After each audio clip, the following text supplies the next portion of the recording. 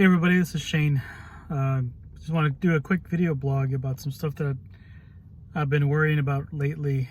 Uh, Firstly, the Bitcoin took a little dump today, but I'm not really worried about it. It's typical 20-30% loss, and then you'll recover it back and then some more extra within a few days, by a week or two, and we'll be back in probably around 60,000 before the end of the month.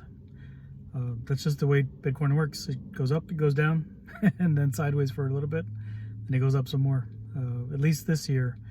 Next year, I think the conventional wisdom is that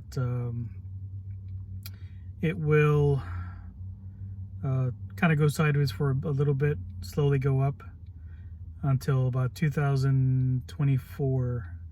At the next halving, then we're expecting to see another big jump, but who knows?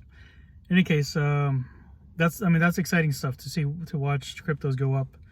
I have a stake in crypto, and Crypto.com, as a side note or a tangent, did really well today. They announced a burn of 70 billion tokens, which leaves 30 billion. Yeah. And so the price went up today. It was at about 14 cents yesterday, and this morning when I woke up, it was at about 26 cents, I think, something like that.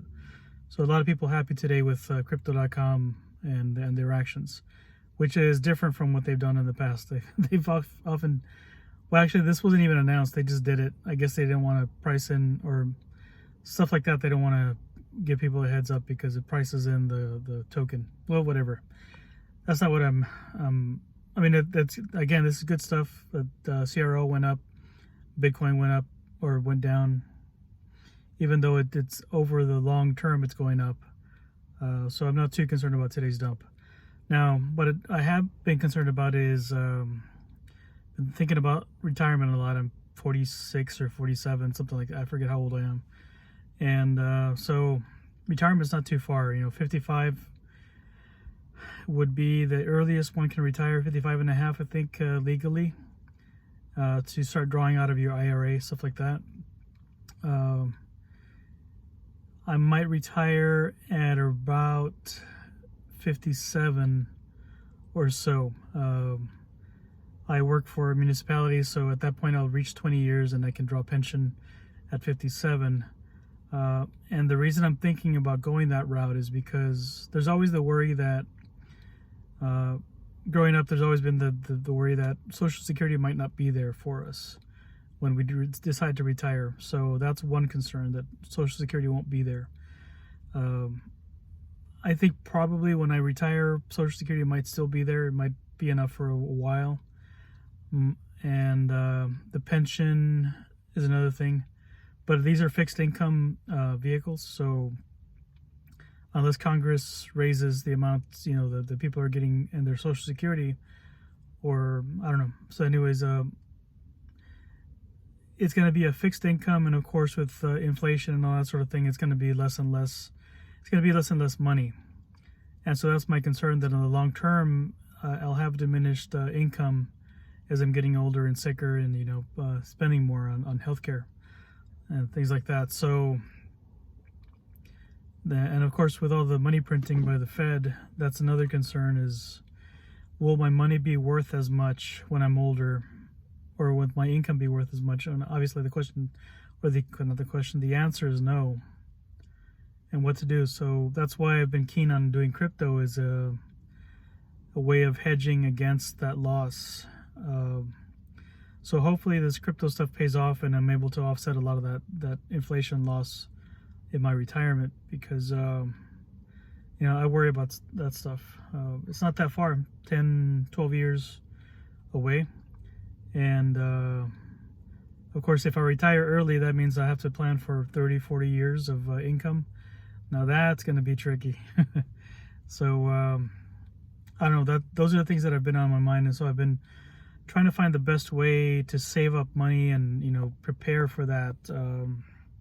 One thing that we are doing is by owning a home, we're kind of locking in some cash. It'll hopefully be there so that we can cash out at some future point and be able to fund our ourselves as we're growing older.